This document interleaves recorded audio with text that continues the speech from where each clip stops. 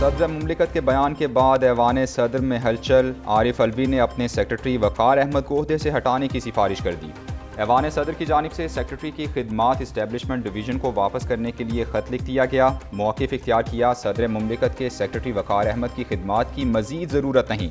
ایوان صدر نے پاکستان ایڈمنسٹریٹو سروس کی 22 گریڈ کی افسر حمیرہ احمد کی خدمات مانگ لی۔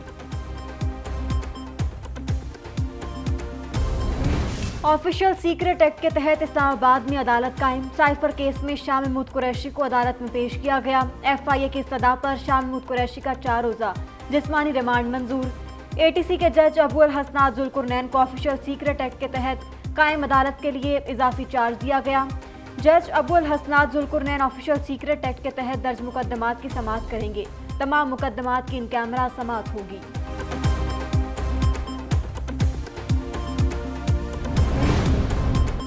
آرمی ایکٹ اور آفیشل سیکرٹ ترمیمی بلز پر صدر کا تحریری اعتراض موصول نہیں ہوا۔ سارے معاملے میں صدر کا عملہ بے قصور ہے۔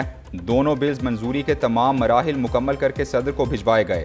پارلیمانی ذرائع کے مطابق صدر کے بلز کی منظوری یا نامنظوری کے لیے اصل دستخط ضروری ہیں۔ کسی بھی بل پر صدر کے کاپی کردہ دستخط پیش نہیں کیے جا سکتے۔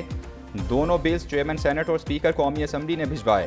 جس روٹ سے پارلیمنٹ سے اسمبلی ایوان صدر جاتی ہے اسی سے واپس آتی ہے۔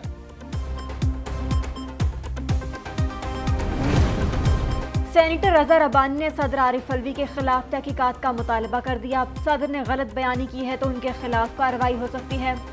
صدر مملکت کا ٹویٹ غیر مناسب تھا، وہ ریاست کے سربراہ ہیں، ان کے پاس آئینی راستہ موجود تھا۔ پیپلز پارٹی کے سینیٹر رضا ربانی کی کراچی میں میڈیا سے گفتگو۔ سابق وزیر دفاع خواجہ آصف نے ٹویٹ کیا، بلز پر خاموشی کا مطلب صدر کی رضامندی ہے۔ سابق وفاقی وزیر رانا تنویر کا صدر سے استعفے کا مطالبہ۔ پروگرام دی نیوز روم میں کہا، عارف الوی صرف ایک جماعت کے صدر بن کر رہے ہیں، انہوں نے ہر بل کی منظوری میں رکھنا ڈالا۔ یہ واقعہ ایک عمومی بیماری کی شاید نشاندہی کر رہا ہے۔ وہ بیماری ہے ایکسٹریمزم کی، ریڈیکلائزیشن کی، پرتشدد رویوں کی۔ میری ذاتی رائے میں اس کا نہ کسی مذہب سے تعلق ہے، نہ کسی دین سے تعلق ہے۔ نگران وزیراعظم کا متاثرین کا دکھ درد بانٹنے کے لیے جڑاں کا دورہ۔ اقلیتوں کے تحفظ پر کوئی سمجھوتہ نہیں کیا جائے گا، ریاست کو ظالم کے ساتھ نہیں مظلوم کے ساتھ پائیں گے۔ نگران وزیراعظم انوار الحق کاکڑ کا جڑاں میں تقریب سے خطاب، کہا انتہا پسندی کی بیماری کا کسی مذہب سے تعلق نہیں، ملزمان کو انصاف کے کٹہرے میں کھڑا کریں گے، ہمارا رویہ الفاظ سے زیادہ عمل سے نظر آئے گا۔ تقریب میں انوار الحق کاکڑ کا مسیحی برادری کو دلاسا، گلے سے بھی لگایا، متاثرین میں امدادی چیک بھی تقسیم کیے۔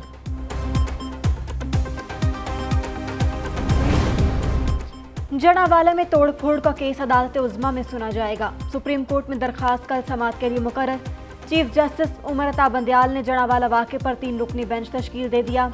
Chief justice Umar Ata Bandial, justice اطہر من اللہ اور جسٹس شاہد وحید بینچ کا حصہ، متعلقہ فریقین کو نوٹس جاری۔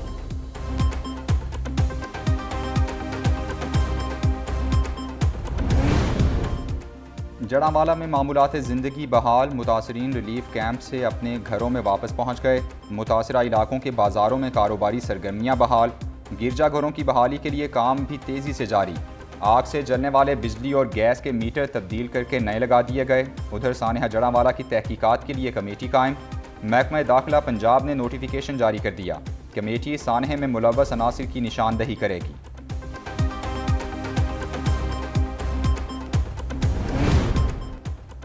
پاکستانی سیاست پر لندن ایک بار پھر توجہ کا مرکز بن گیا۔ نواز شریف کی واپسی میں حائل رکاوٹیں کیسے دور ہوں گی؟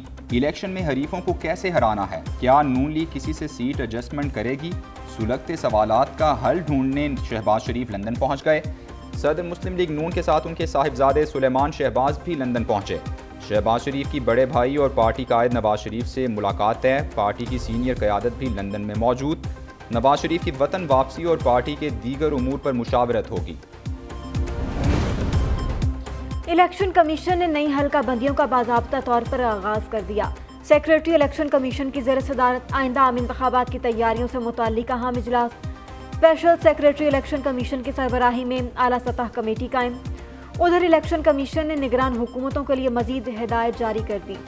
निगरान हुकूमतें इलेक्शन कमीशन की इजाज़त से मुआहदों पर इक़दामात कर सकेंगी। निगरान हुकूमत इंतखाबात पर असरअंदाज होने की कोशिश नहीं करेंगी।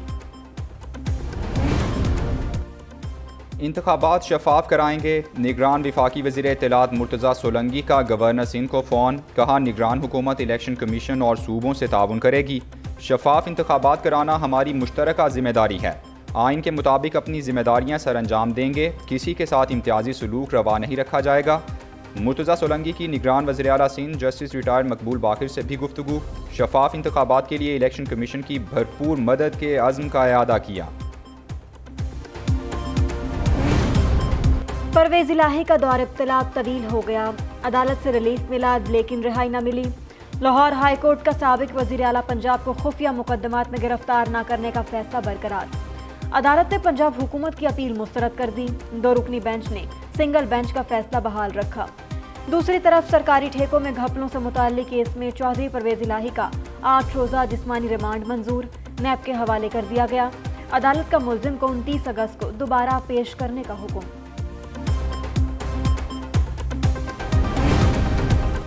रियासती इदारों के खिलाफ तकारीर का केस, ईमान मज़ारी और अली वज़ीर 3 रोज़ा जिस्मानी रिमांड पर पुलिस के हवाले कर दिए गए। दोनों की दहशतगर्दी और बगावत के मुकदमे में ATC इस्लामाबाद में पेशी। ATC के जज अबुल हसनात ने इस्तफसार किया कि ईमान मज़ारी पर इल्ज़ाम क्या है। प्रोसिक्यूटर ने दलाइल में कहा इस्लामाबाद जलसे में रियासत मुखालिफ नारेबाजी की गई। ईमान मज़ारी के वकील ने सवाल उठाया अभी तक कोई सबूत क्यों सामने नहीं लाया गया। अदालत का मुल्जिमान को 24 अगस्त को दोबारा पेश करने का हुक्म।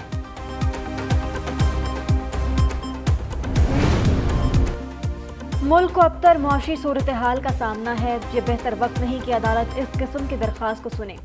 आईनी हद से ज़्यादा कर्ज लेने की केस की समाअत के दौरान चीफ जस्टिस के रिमार्क्स, कहा कि आखिर इतना कर्ज क्यों लिया गया। स्टेट बैंक की वेबसाइट पर जाकर देखें क़याम पाकिस्तान से आज तक सालाना कितने कर्ज लिए। जस्टिस अतर मिन अल्लाह ने कहा अदालत पहले ही बहुत से मामलात में उलझी रही है। सुप्रीम कोर्ट को मुआशी मसाइल में मत उलझाएं। वफाकी हुकूमत ही मईशत से मुतालिक मामलात देखने का मुतल्लिका फोरम है। जो तजावीज़ देनी है वो वफाकी हुकूमत को दें।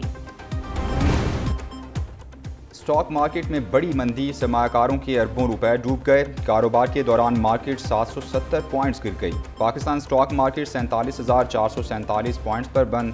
उधर डॉलर ने एक बार फिर ऊंची उड़ान भर ली। ओपन मार्केट में डॉलर 2 रुपये महंगा 304 रुपये का हो गया। इंटरबैंक में डॉलर की कदर में 1 रुपया 35 पैसे का इजाफा 297 रुपये 13 पैसे पर बंद हुआ। दूसरी तरफ सोने की चमक ने कीमत को भी चमका दिया। सोना 3,100 रुपये महंगा होकर 2,29,900 रुपये फी तोला हो गया। बिजली सार्फिन को 440 वोल्ट का एक और झटका लगने का फैसला।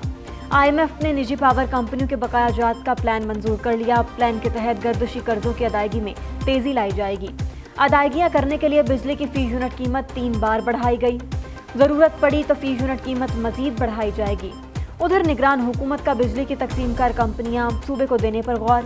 बिजली का यकसा टैरिफ भी खत्म कर दिया जाएगा। इस्तेहकाम पाकिस्तान पार्टी PTI छोड़ने वालों की नई पनाहगाह बन गई। शमशान बुखारी PTI छोड़कर जहांगीर तरीन की कश्ती में सवार। इस्तेहकाम पाकिस्तान पार्टी में शमूलियत इख्तियार कर ली। जहांगीर तरीन ने भी इंतखाबात नई मरदमशुमारी पर कराने का नारा लगा दिया। न्यूज़ कॉन्फ्रेंस में कहा मार्च में सेनेट इलेक्शन हैं, मुझे नहीं लगता कि इंतखाबात में ज़्यादा ताख़ीर हो सकेगी।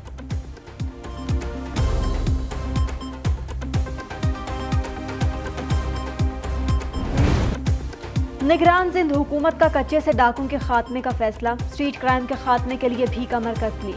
निगरान वज़ीर आला सिंध की ज़ेर सदारत काबीना के पहले इजलास में अहम फैसले। मुनशियात के खिलाफ ऑपरेशन तेज करने का फैसला भी कर लिया। जस्टिस रिटायर्ड मकबूल बाकर कहते हैं हमें अमन व अमान के मसले का सामना है। इंतखाबात के लिए इलेक्शन कमीशन से भरपूर ताउन करेंगे।